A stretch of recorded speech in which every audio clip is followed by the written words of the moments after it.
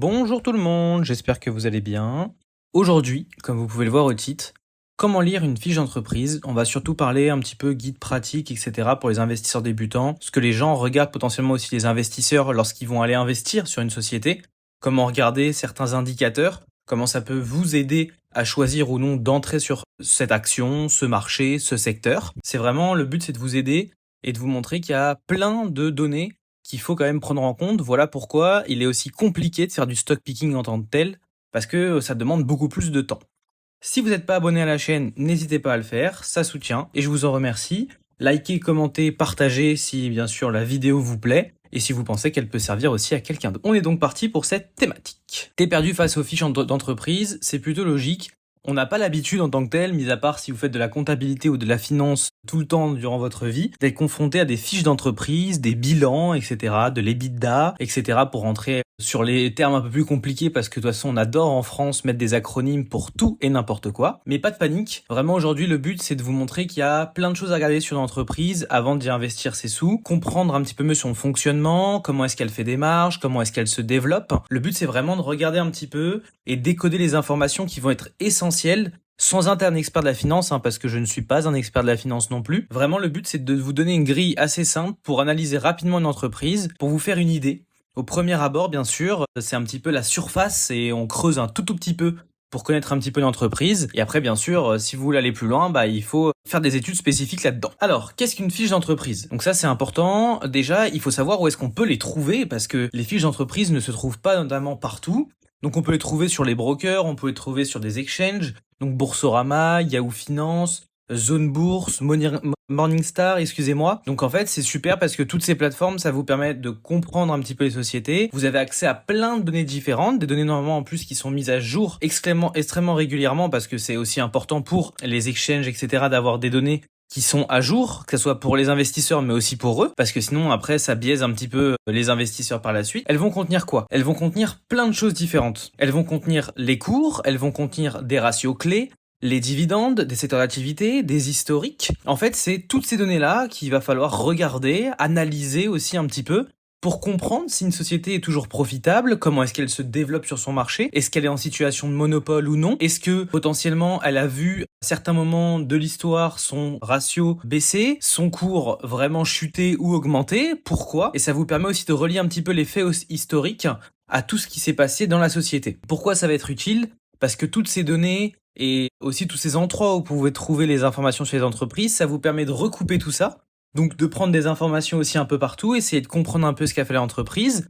Et par la suite, bien sûr, c'est d'aller prendre des décisions ultra éclairées avant d'aller investir sur telle ou telle action, telle ou telle société ou tel secteur. Tout dépend aussi ce que vous cherchez. C'est ça qui va jouer. Par exemple, si vous cherchez une société avec des très gros dividendes, vous allez regarder les sociétés qui ont les meilleurs dividendes, mais d'ailleurs, vous pouvez aller regarder aussi pourquoi est-ce qu'elles rétribuent autant de dividendes, et la regarder en fonction de leur ratio, des cours, etc. Donc les infos de base à regarder pour une entreprise, donc vraiment la base de base, déjà c'est l'identification de l'entreprise. Comment on l'identifie? Donc le plus simple, le plus classique, c'est identifier par le nom. Donc là on connaît l'entreprise, on connaît son nom, et c'est parti, on peut se donner à d'autres petites identifications qui vont nous permettre de rentrer de plus en plus dans le précis. Le secteur d'activité, le pays d'origine, l'indice boursier sur lequel aussi est corrélé la société, que ce soit le CAC 40, le Nasdaq, etc., en fonction de là où ils sont placés. Le cours de l'action, ensuite, en numéro 2, ça va vous permettre de vous donner, en fait, le prix actuel et l'évolution récente. Vous avez tout le temps des historiques directement sur les cours,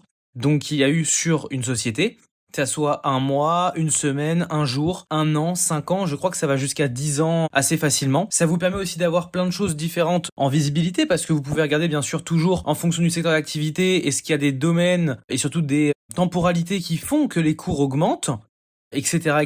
Ça vous permet en fait de tout recroiser. Et enfin, tout ça, ça vous permet de faire plusieurs choses. Donc ces informations basiques et classiques, c'est de comprendre la volatilité de l'action. Donc ça vous permet de savoir si, donc en fonction de son secteur d'activité, de son pays d'origine, l'indice boursier sur lequel elle est, le prix qu'il y a eu actuellement donc sur la société et le prix qu'il y a eu sur 5 ans, si l'action va être plutôt stable ou plutôt très volatile, donc très fluctuante. Et cela va vous indiquer aussi un niveau de risque. Donc c'est assez important et ça vous permet d'avoir des informations de base sur la société et ensuite vous pouvez aller creuser un peu plus. Et là, on peut regarder notamment la capitalisation boursière. qui est aussi intéressante à aller regarder puisque ça montre quand même une certaine assise de la société, que ça soit dans son secteur d'activité, mais aussi sur la place boursière en tant que telle. Donc la capitalisation boursière, qu'est-ce que c'est ? C'est pas très compliqué en tant que tel, mais on aime bien utiliser des mots un peu punchy, même si capitalisation ça devrait aller pour tout le monde. La valeur totale de l'entreprise en bourse, c'est vraiment juste ça. C'est combien va valoir cette entreprise sur le marché boursier. Pour ça, c'est pas compliqué. Vous multipliez les prix de l'action par le nombre d'actions qui ont été distribuées et surtout comment est la société. S'il y a 10 000 actions à 1 euro, bah voilà, vous multipliez, ça va extrêmement vite. Petit cap, bien sûr. Donc si vous avez une petite market cap, on appelle ça, donc c'est que vous avez une société qui a plus de risques, mais aussi plus de potentiel. Et vous le savez très bien, je vous l'explique surtout, que ça soit sur Pokémon, sur les cryptos, sur le marché boursier, plus il y a de risques, plus il y a un rendement potentiel qui peut être important, parce que plus on va s'exposer. Donc les petites capitalisations, c'est souvent plus de risques, mis à part si c'est des secteurs que vous connaissez extrêmement bien, et notamment les secteurs technologiques, c'est là où les multiplicateurs les plus gros se font notamment, mais par contre vous avez plus de potentiel, mais plus de risques de perdre vos sous. Pour les grandes caps, donc les grandes capitalisations. Là, par contre, normalement, d'un point de vue logique, c'est beaucoup plus stable. Beaucoup plus stable, mais une croissance qui sera plus modérée. Donc c'est aussi en fonction de ce que vous cherchez vous. Souvent, ce sont les grandes capitalisations qui vont attribuer des dividendes assez importants, parce que ce sont des entreprises qui sont très en place, des entreprises qui gagnent énormément d'argent, qui sont là depuis très longtemps sur les marchés, et donc qui réussissent à croître petit à petit. Le chiffre d'affaires et le bénéfice. Il y a vraiment deux différences très importantes à cela. Bon, je pense que la majorité, vous connaissez à peu près la différence, mais il est bon de revenir dessus. Les piqûres de rappel ne font jamais de mal. Le chiffre d'affaires, ou CA, que vous devez entendre à peu près partout, c'est l'argent généré par les ventes. Donc en fait, ça vous indique déjà une chose, c'est la taille de l'activité. Si vous avez une entreprise qui augmente son chiffre d'affaires année après année, c'est quand même assez bon signe, ça veut dire qu'elle comprend de mieux en mieux son marché, ça veut pouvoir dire aussi que potentiellement elle augmente son bénéfice, et là on va en parler puisque le bénéfice c'est le résultat net aussi, donc je vais vous venir juste après sur cette définition. Et ça vous permet de voir qu'en fait cette entreprise est profitable et fait de l'argent et donc est en croissance. Le résultat net, lui, ce sont les profits réels après toutes les charges ayant subi l'entreprise. Donc une entreprise, et c'est là où ça peut être extrêmement trompeur, peut avoir un CA extrêmement important, mais perdre de l'argent. Et c'est arrivé notamment à Tupperware qui avait réussi pendant un moment à augmenter son CA, mais qui continuait, quoi qu'il arrive, à perdre énormément d'argent. Et Tupperware, je pense que ça vous parle pour la majorité d'entre vous. En fait, le CA, c'est beau en tant que tel, parce que ça peut vous faire des chiffres records, mais ce qui va compter, c'est votre résultat net. Donc c'est tous les profits réels après toutes les charges. En fait, au final, c'est ce que vous avez dans la poche, et c'est ce qui prouve aussi que vous êtes une entreprise qui est rentable. Ensuite, vous avez le PER, qui est un ratio clé, c'est le Price Earnings Ratio. C'est vraiment pas compliqué, donc vous avez un rapport entre le prix de l'action et le bénéfice. Si vous avez un PER qui est bas, donc potentiellement, vous avez une entreprise qui peut être sous-évaluée. Par contre, si vous avez un PER qui est élevé, le marché anticipe une forte croissance. Et ça, vous l'avez souvent lorsque les entreprises doivent donner au niveau fiscal et aussi résultat net, etc. Donc chaque quarter, les entreprises, elles émettent un bilan financier qui est émis. Et donc, de temps en temps, c'est là où vous voyez des gros flux, etc. parce que les investisseurs parient à la hausse ou parient à la baisse sur la société. Donc, ça, vous pouvez le calculer aussi. C'est à peu près similaire et ça vous permet aussi de vous donner des indications sur la société. Dividendes et santé financière. Et c'est là où c'est important. Vous avez ces fameux dividendes. Les dividendes, c'est le rendement de dividendes. Donc, ça vous permet de savoir en fait combien l'entreprise va redistribuer aux actionnaires en pourcentage de son bénéfice. C'est super en soi. Hein. J'aurais aussi en avance parlé du PEA ou du CTO, donc du compte titre ordinaire et du plan d'épargne en action. Ça vous permet quand même de savoir si une entreprise est une entreprise plutôt de rendement ou de croissance. Parce que c'est intéressant en tant que tel pour une entreprise de fidéliser ses actionnaires, puisque ça lui permet toujours d'avoir des gens qui ont contribué à son expansion et à son développement, mais tout l'argent qu'il donne aux investisseurs et aux actionnaires ensuite par la redistribution des dividendes n'est pas réinjecté dans la société pour la faire croître plus rapidement. Ça, faut le prendre en compte. Le niveau d'endettement, ça c'est extrêmement important. Ça vous permet aussi de vous donner la santé des entreprises de manière générale et de voir si une entreprise commence à aller pas très bien. Donc le niveau d'endettement, c'est le ratio de dette sur les capitaux propres.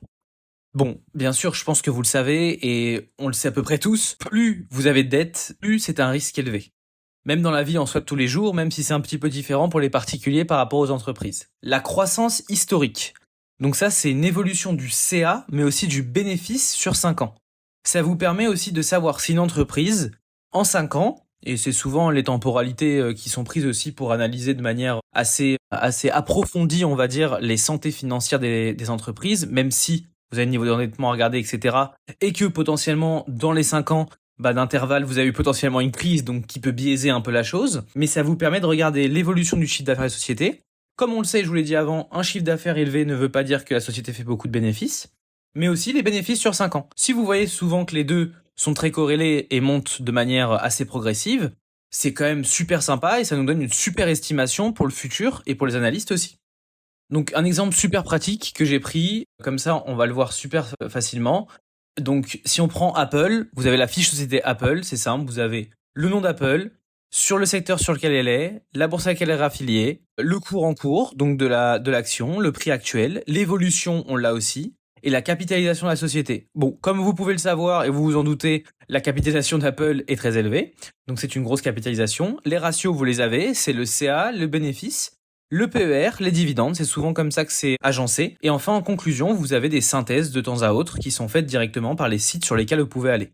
C'est plutôt sympa. Je vous conseille aussi de temps en temps de regarder les chiffres par vous-même, ça vous permet de comprendre un petit peu les bilans. Et c'est plutôt sympathique de rentrer un peu dans cette thématique. Voilà, tu maîtrises donc maintenant normalement les bases, à peu près pour la regarder directement une fiche de société. Les clés du succès, CA et bénéfices pour la performance, le PER pour l'évaluation et surtout pour voir si les actions sont assez intéressantes, les dividendes pour le rendement, c'est ce que vous cherchez potentiellement, et la dette pour le risque.